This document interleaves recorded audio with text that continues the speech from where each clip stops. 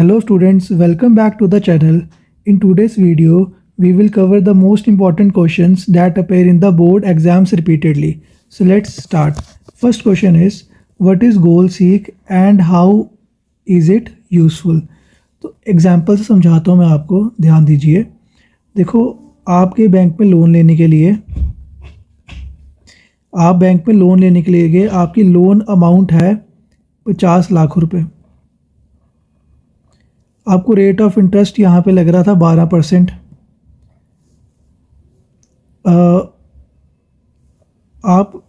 यहाँ पे आपने नंबर ऑफ़ ईयर्स आपने नंबर ऑफ़ मंथ्स यहाँ पे रख लिया कि मेरे को 36 मंथ्स के लिए लोन लेना है।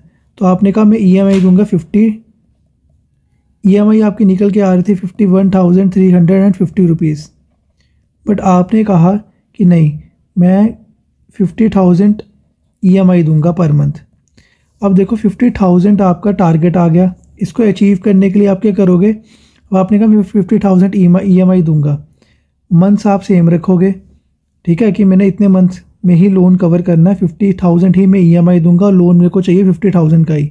तो एक वेरिएबल आपके पास रह चुका पीछे, रेट। अब देखो आपके गोल को अचीव करने के लिए, गोल क्या आपका कि मेरे को आपको लोन लेना है 50 लाख का, ईएमआई आपको 50 के ही देनी है पर मंथ, और इतने मंथ में ही आपको वापस करनी है। अब एक वेरिएबल पीछे रह जाएगा, वो रहेगा रेट ऑफ इंटरेस्ट। इसको आप चेंज करेंगे, ठीक है। तो गोल सीक आपकी हेल्प करता है। अब अगर आपको बताना हो कि कितना रेट ऑफ इंटरेस्ट लगेगा इसके लिए, आप बता पाएंगे? नहीं बता पाएंगे। तो जो कैल्क में ये फीचर है गोल सीक का, ये आपकी यही हेल्प करता है कि लगभग आपका अब निकालोगे तो 11 पॉइंट समथिंग यहाँ पे आ जाएगा आपका रेट ऑफ इंटरेस्ट। तो ये कहाँ से आया? ये कैल्क आपकी हेल्प करता है ऑटोमेटिकली। जब आप ये वैल्यू पुट करोगे, लोन अमाउंट, मंथ, ईएमआई, तो ऑटोमेटिक आपका जो रेट ऑफ इंटरेस्ट होगा ये कैलकुलेट होके आ जाएगा। सो ये था गोल सीक, ये होता है गोल सीक में, ठीक है। सो पहला सवाल था गोल सीक क्या होता है और ये किस तरीके से यूज़फुल है। अब देखिए, गोल सीक एक फ़ीचर है कैलकुलेट करने के लिए, हम इसको यूज़ करते हैं क्या? बाय वर्किंग बैकवर्ड, यानी कि बैकवर्ड काम करता है। जैसे मैंने आपको एग्जांपल में बताया था कि आपने ईएमआई आपने चूज़ कर ली थी कि मैं ईएमआई 50 के ही दूंगा, ठीक है। आपने कहा था कि प्रिंसिपल जो आपके पास लोन अमाउंट है, लोन अमाउंट आपको 50 लाख ही चाहिए, ठीक है। और जो आपने मंथ्स रखे थे, मंथ्स आपने रखे 360 मंथ्स कि मैं इतने मंथ में वापस दूंगा। तो जो रेट ऑफ इंटरेस्ट, आप देखो आप यहाँ से बैकवर्ड जा रहे हो, ठीक है। तो रेट ऑफ इंटरेस्ट जो होता है वो गोल सीक ऑटोमेटिकली कैलकुलेट करके देगा कि इस हिसाब से कितना आएगा। सो यही गोल सीक होता है, ये डिटरमाइन करता है what input is needed to achieve a specific result, यानी कि रिजल्ट में आपको रेट ऑफ इंटरेस्ट चाहिए कितना, तो आप क्या इनपुट दोगे कि आपको ये रिजल्ट मिलेगा। ये गोल सीक आपकी हेल्प करता है, ठीक है। सो ये था गोल सीक का सवाल। ये इंपॉर्टेंट क्वेश्चन है, इसको अच्छे से करके जाना, ठीक है। अब नेक्स्ट देखिए, नेक्स्ट सवाल, what is the difference between the goal seek and solver. देखिए, goal seek handle only one variable at a time, right, और वो बैकवर्ड चलता है सिंगल रिजल्ट के लिए, ये गोल सीक का होता है। बट सॉल्वर इससे ज़्यादा एडवांस होता है। सॉल्वर डील करता है इक्वेशंस में जहाँ पे हमें मल्टीपल अननोन वेरिएबल्स निकालने होते हैं, and it allows you to apply constants, यानी कि limitations to those variables. So ये था difference between the solver and the goal seek. And next question is data consolidation. Important question है, इसको अच्छे से करना। डेटा कंसोलिडेशन का फंक्शन बताना है। देखिए, उससे पहले डेटा कंसोलिडेट का मतलब क्या होता है? डेटा को कलेक्ट करना, ठीक है, डेटा को गैदर करना अलग अलग वर्कशीट से और एक सिंगल वर्कशीट में डेटा को पुट करना। एग्जांपल देखो, आपके पास एक वर्कशीट ये है, वर्कशीट नंबर 1, एक वर्कशीट ये है, वर्कशीट नंबर 2। वर्कशीट 1 में जो डेटा दिया, वर्कशीट 2 में जो डेटा दिया, आप इसको ऐड करके वर्कशीट 3 में आपका रिजल्ट आ जाएगा यहाँ पे। ये काम होता है डेटा कंसोलिडेशन का। सो इसका आंसर क्या आएगा? Data consolidation allows you to gather data from separate worksheets और different ranges and combine them into a single master worksheet. So ये था data consolidation. Next question is what are subtotals. ठीक है, सब total क्या है? सब total भी एक बिल्ट इन फीचर होता है कैल्क में।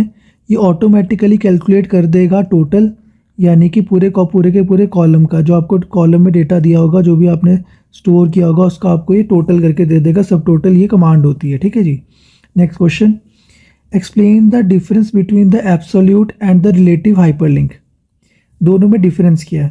पहला देखिए, एब्सोल्यूट हाइपरलिंक क्या करता है? ये स्टोर करता है फुल पाथ। ठीक है, अब उधर देखिए, if you remove the file, अगर आप फाइल को मूव कर दोगे कहीं पे तो जो लाइन है वो ब्रेक हो जाएगी, जो लिंक है वो ब्रेक हो जाएगा। ठीक है, अब रिलेटिव हाइपरलिंक पे देखिए, ये स्टोर करता है पाथ को एक करंट फाइल लोकेशन में। अगर आप मूव कर देते हो एंटायर फोल्डर को, then the link still works, वो अभी भी काम करेगा।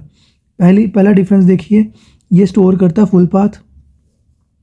ठीक है, ये स्टोर करता है path relative to the current file location, right. अगर हम मूव कर देंगे एंटायर फोल्डर को तो लिंक स्टिल वर्क करेगा। ये फ़र्क होता है रिलेटिव हाइपरलिंक में और एब्सोल्यूट हाइपरलिंक में। Next question is how can you link external data to your spreadsheets. So answer इसका ये रहेगा, हम लिंक कर सकते हैं एक्सटर्नल डेटा। कैसे? इंसर्ट पे जाके link to external data option पे क्लिक करना है। इससे क्या होगा, ये हमें अलो करता है, this allow the spreadsheet to automatically update if the source data changes. कभी भी सोर्स डेटा में चेंजेस आती हैं तो ऑटोमेटिकली आपकी स्प्रेडशीट अपडेट हो जाती है। इस तरीके से हम एक्सटर्नल डेटा को लिंक करते हैं स्प्रेडशीट से। Next question is what is macro and why it is used. ये इंपॉर्टेंट क्वेश्चन रहेगा। ये होता क्या है? जैसे आप कोई ऑपरेशन परफॉर्म कर रहे हैं, वो 20 से 30 स्टेप्स का ऑपरेशन है। अगर आपको रिपीटेडली कोई कहा जाए कि आपको ये सारे स्टेप्स रिपीट करने हैं तो ये हैक्टिक प्रोसेस हो जाएगा। तो उसके लिए हम आप क्या करते हो, मैक्रो क्रिएट करते हो। मैक्रो में जो आपके सारे स्टेप्स होते हैं ये रिकॉर्ड हो जाते हैं। तो अब आप जितनी मर्जी बार इसको अपने स्टेप्स को रिपीट करवाना, मैक्रो को रन करवा दोगे तो आपके स्टेप्स परफॉर्म हो जाएंगे ऑटोमेटिक, राइट। सो आंसर आपका ये रहेगा, a macro is a saved sequence of commands and key strokes that are stored for the later use. वही मैंने अभी समझाया था। इसका यूज़ क्या होता है? It is use to automate repetitive task. जो भी आपके टास्क रिपीट होने वाले हैं ये ऑटोमेटिकली उसको करवा देगी, क्योंकि आपने मैक्रो स्टोर किया हुआ था पहले से। ठीक है, if you do the same formatting every day, record a macro once and run it with a single click. यही मैंने समझाया था पहले। ठीक है, next question is how are arguments passed to a macro. देखिए, arguments are passed to a macro function inside the parenthesis. Example देखिए, example मैंने ले लिया मेन फंक्शन मेन ले लिया ब्रैकेट एक्स एंड वाई। जो एक्स और वाई है, ये जो वैल्यूज़ हैं, ये वैल्यूज़ पास होती हैं मैक्रो टू प्रोसेस, राइट। अब नेक्स्ट सवाल देखिए, why is it necessary to share a spreadsheet. देखिए, sharing a spreadsheet allow multiple users to access and edit the same file simultaneously. अगर आप स्प्रेडशीट को शेयर कर दोगे तो मल्टीपल यूजर्स उसको असेस कर पाएंगे और एडिट कर पाएंगे सेम टाइम पे। इससे क्या होता है, ये स्पीड अप करता है डेटा एंट्री को और कोलैबोरेशन को भी ये स्पीड अप करता है। अब करना कैसे है, मेन्यू पाथ पे जाना है, यानी कि गो टू टूल्स पे जाना है, फिर शेयर स्प्रेडशीट पे आपने क्लिक कर देना है। तो इस तरीके से आप अपनी स्प्रेडशीट को शेयर कर पाओगे।